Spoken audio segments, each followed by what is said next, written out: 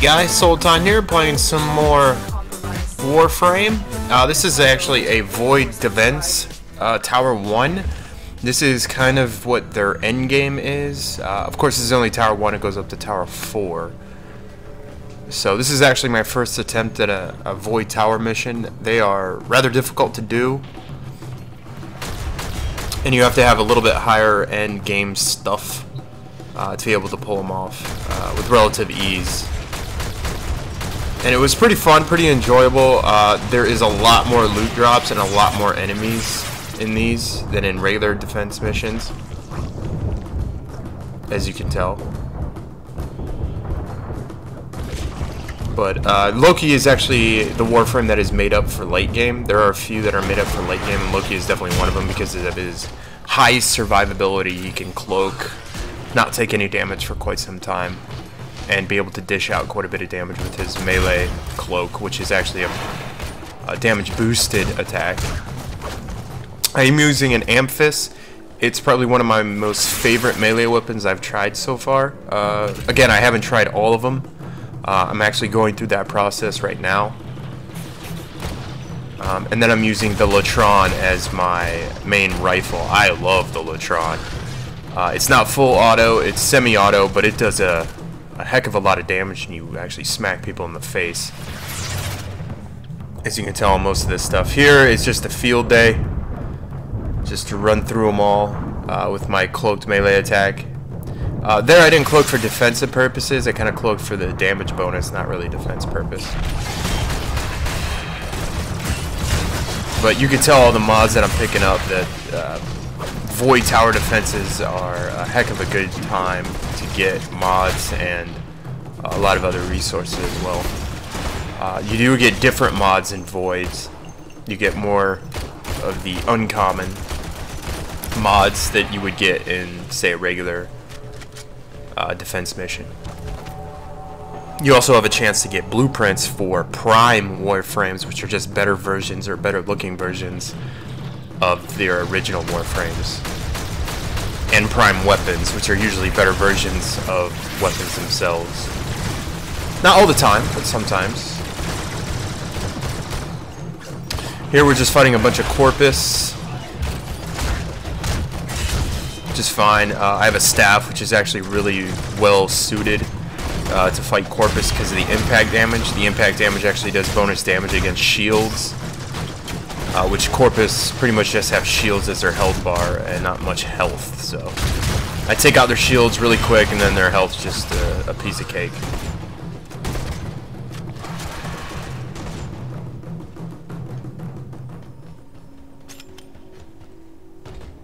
Learning more and more about this game as I play it. Oricon reactors and Oricon catalysts, or they call them potatoes in this game, are relatively rare, and you can only get them in alerts, but they only cost 20 platinum. So if you're just starting out, they give you 50 platinum when you're just starting out. I would spend that on reactors, a reactor, depending on which Warframe you got first, because it boosts your power by so much. Now again, it's not pay to win, it's very much free to play. You can get Oricon reactors in the game, they're just a little bit rare to do it. You have to get them for specific alerts that only come up at certain times, and then you only get the blueprints and you still have to create it.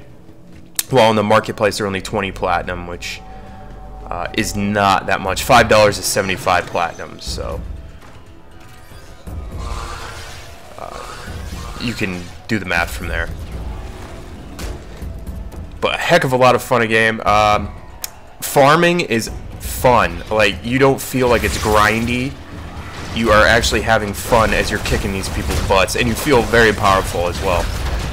Especially when you get into the latter games, you actually have the catalysts and the reactors on your Warframes and weapons. You feel very powerful. Now, that's not to say that Tower 4s are going to be easy, because they are very difficult. They give you a lot of boss fights.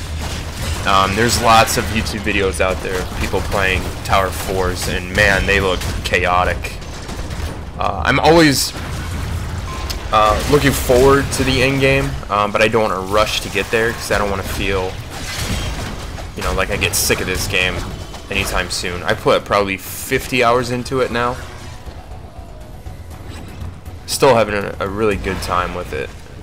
But my Conclave rank, which is kind of how they rate your power, is only like 650 or something like that.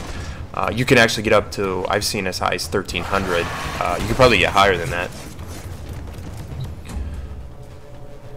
But the best things that boost your power in the game are mods. And mods, you can buy a mod pack, but you can't buy a specific mod unless you buy it from players for platinum. So, and some people actually sell the higher end mods for credits as well, so, which is the in-game currency. So we decided to continue. We were doing pretty well, so we're like, alright, yeah, we can probably do another one. Now, they do get extramentally more hard as you're playing throughout the waves. Like, we're on wave 5 right now, or just did wave 5, or on, yeah, we're wave 6 now. And you'll see how much harder they get. But it makes the game a lot more fun.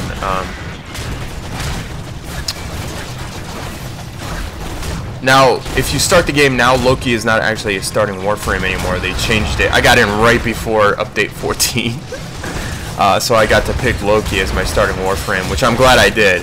Now they replaced him with Volt, which Volt is cool, but he's not really built for endgame like Loki is. So now none of the starting Warframes you get are actually built for endgame. That's not to say that they can't be used in endgame, they're just not really built for it. They don't have super high survivability like Loki does, or say Rhino does. Now Rhino is the first Warframe you actually get parts for. When you beat bosses, when you beat the boss, you actually get Rhino parts for it, but it is XP locked till you get to rank 2, which isn't hard to do at all. It's just they XP lock it because they don't want you to get Rhino too fast, which makes sense. But that is the only Warframe that is actually XP locked. Every other Warframe is available to you right at the beginning if you want to pay for it. If you don't want to pay for it, you have to go through the bosses and collect their blueprints and then build them.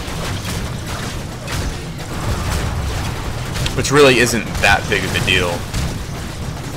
Like I got all of Oberon's stuff, I just have to build them. And Oberon's a lot of fun to play. I don't know if he's really built for endgame. He's great for farming lower levels because of his 4 ability. But other than that, still learning a lot about the game. Tons of fun. I keep saying that, but it really is. A lot of people should probably try it out if you haven't, especially if you like third-person action games of any sort. You do have abilities in this like you do in fantasy games.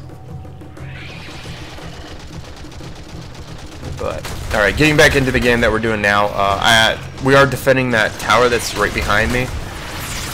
I keep throwing down my decoy so that they go after the decoy and not the tower itself, which buys a little bit of time. Decoy is not really going to do anything else but that. But see how that guy just attacked the decoy and not the tower, which if the tower dies, you fail. So.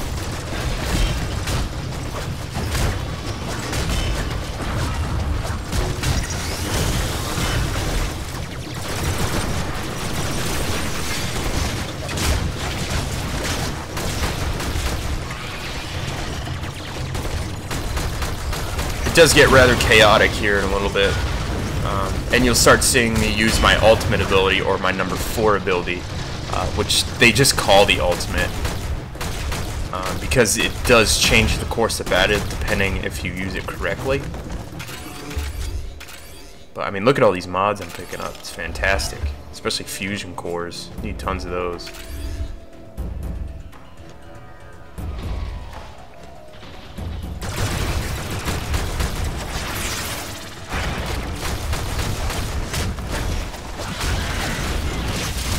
But my number 4 ability, as I was saying, is disarm.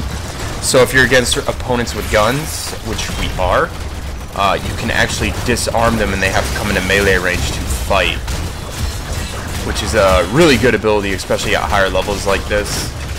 It's not the best ultimate, but it's pretty good depending on the higher levels that you do run into.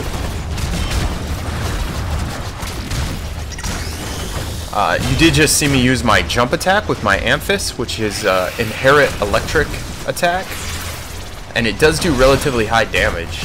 I really do like it, and I like using it in big. There was my number 4 ability, which is radial disarm, and everybody that was around me actually became melee and lost their ability to be ranged. You'll see me use it, I think, once or twice more. It does cost a lot of energy, so I don't use it that often. I'd rather use decoy or cloak.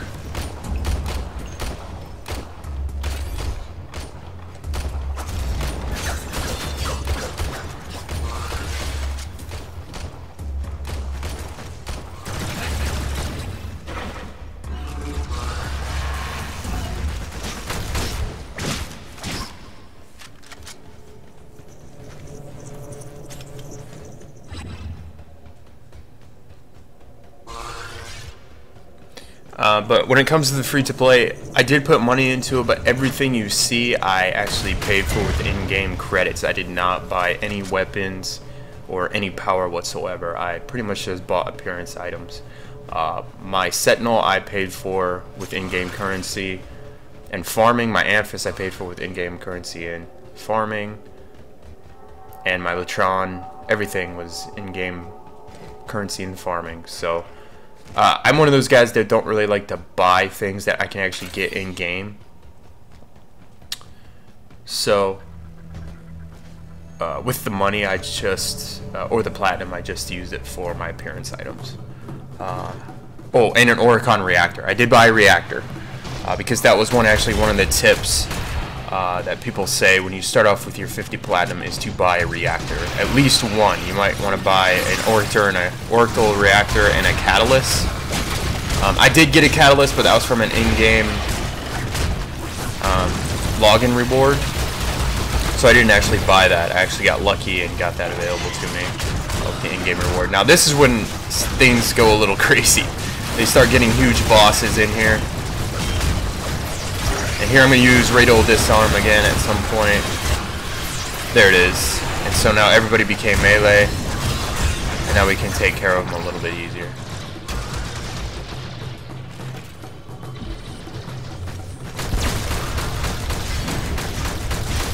Man, that guy is tough.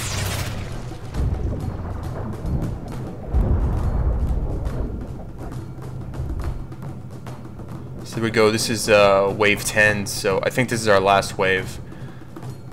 We didn't want to go much higher than that. A couple people did fall down on that one, so we're going to do it. But we did get a Tower 2 mobile defense, which is great. That key will allow us to go into a Tower 2 defense void mission. And totally worth it. Alrighty guys, I hope you guys enjoyed it and the information I gave you, and I will see you guys next time. Objective is secure. Let's go home.